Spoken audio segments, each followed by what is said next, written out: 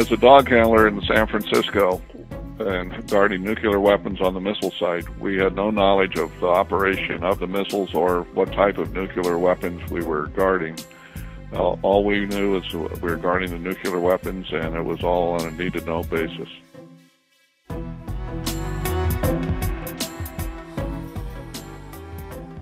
That was Bill Rhodes. In 1966, he was an Army guard and sentry dog handler at a Nike missile base. We'll hear more from Bill later. In the 1960s, I was a kid growing up in San Francisco. We lived on Twin Peaks, a somewhat rural and woody area with lots of open space. And although I didn't know it at the time, there was an atom bomb in my backyard. Well, not precisely in my yard, but close enough. It was the time of the Cold War. Nikita Khrushchev, Premier of Russia. Air raid shelters. The Cuban Missile Crisis. Sputnik. And flower power hippies. A nuclear arms race with Russia was in full stride. Both sides took aggressive postures, and the threat of annihilation was very real to me.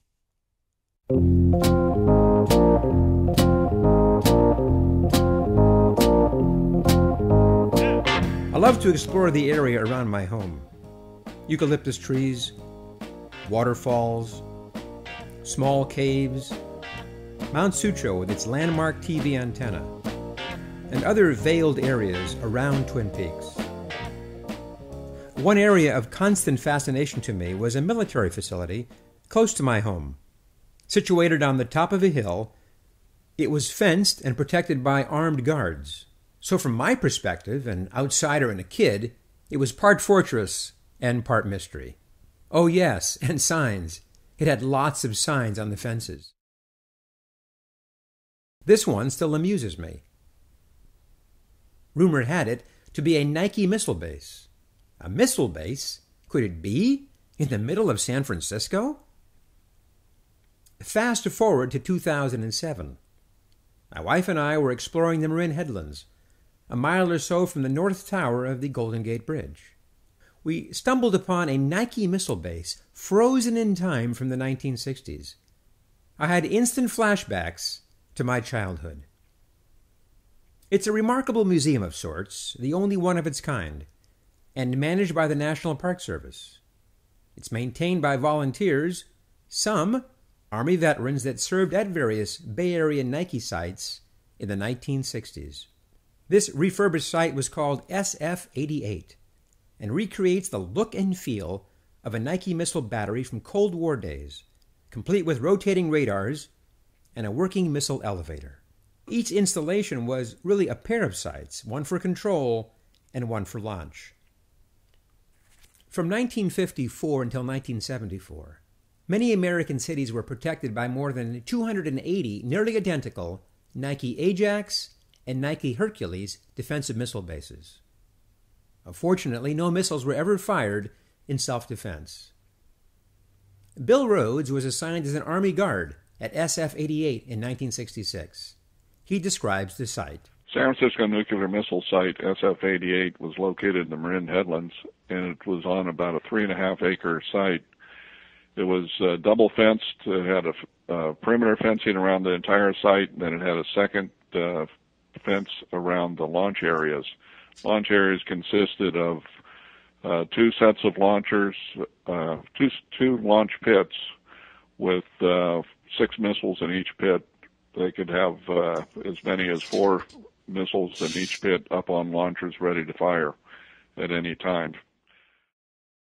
Alec Jerfy was a senior fire control technician in charge of search radar and worked at the San Rafael site in 1967. Alec describes the power of the radar. The radar I worked on put out 1.5 million watts of RF energy. It could actually vaporize birds at 100 or 200 yards. Alec describes the base near my home. And that was Mount Sutro, and that was the missiles were kept in the Presidio itself. Then there was also a site up in Mount San Bruno, and the missiles were kept down right alongside the Olympic golf course. So the puzzle pieces are starting to fit.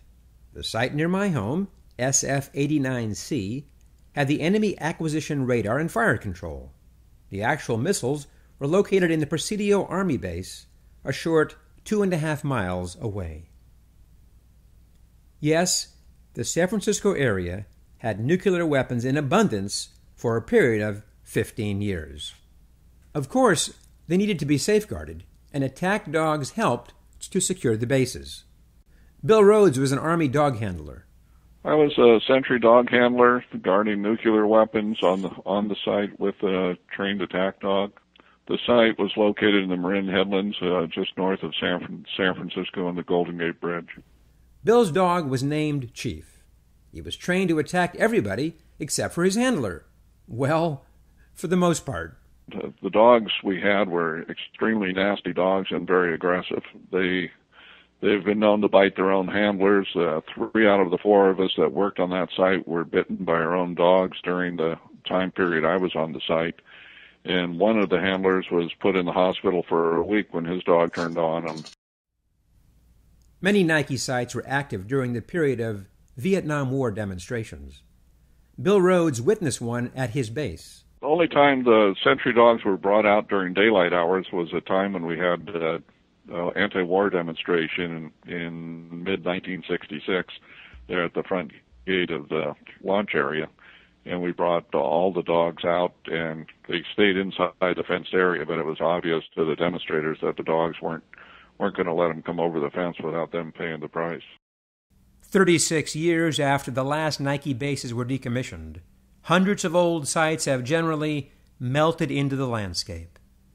The SF-89C Nike site, near my home, was decommissioned in 1963. This site is now open space, maintained by the Rotary Club and others. What was a Nike missile base is now peaceful Rotary Meadow. Walking the meadow today, there's not even a small hint of its former place in history. Radars and launch control have given way to flowers, vegetation, dirt paths, and cloaked views of urban San Francisco and nearby Sutro Tower. Visitors can enjoy Rotary Meadow, previously Nike base SF-89C, knowing its place in San Francisco history. Boom! Atomic cocktail.